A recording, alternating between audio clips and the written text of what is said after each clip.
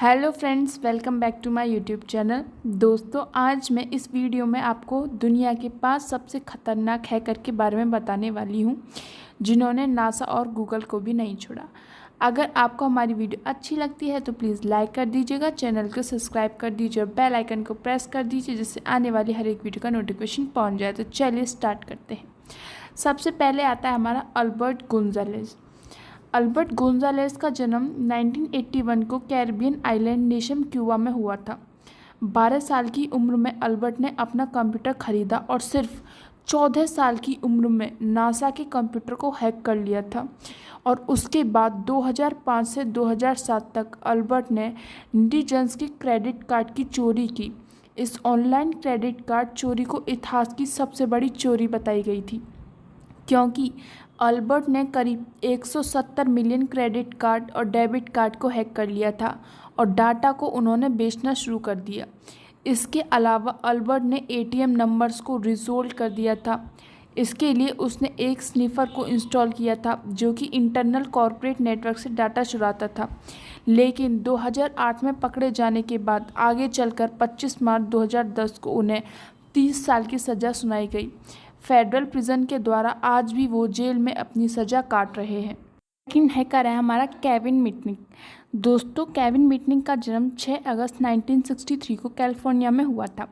बचपन से ही केविन को हैकिंग का शौक था। केविन को यूएस का सबसे बड़ा साइबर क्रिमिनल माना जाता था।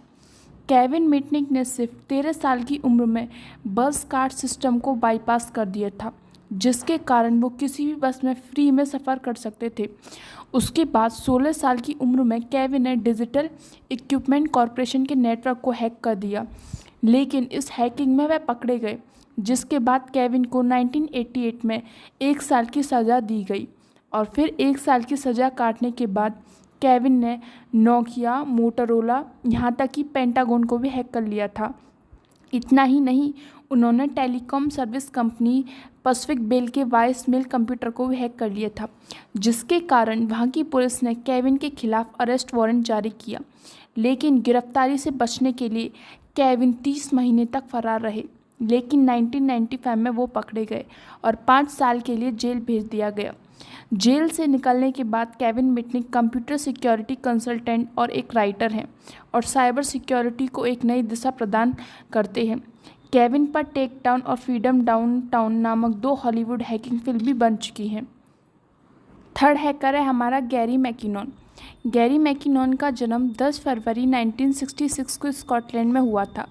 गैरी को बचपन से ही कंप्यूटर और टेक्नोलॉजी में काफ़ी लगाव था, जिसकी वजह से बहुत ही जल्द उन्होंने हैकिंग भी सीख ली थी। बता दें कि गैरी मैकिनॉन को एलियंस और यूएफओ के बारे में जानकारी चाहिए थी, जिसके लिए उसने फरवरी 2001 से मार्च 2002 तक लंदन में अपनी गर्लफ्रेंड के घर से 97 यूएस मिलिट्री और नासा के कंप्यूटर में एक वायरस को इंस्टॉल किया और उनके कुछ अहम फाइल्स को डिलीट भी कर दिया और बहुत से कंप्यूटर के ऑपरेटिंग सिस्टम को भी डिलीट कर दिया। यह सब करने के लिए गैरी ने IM सोलो नाम इस्तेमाल किया था।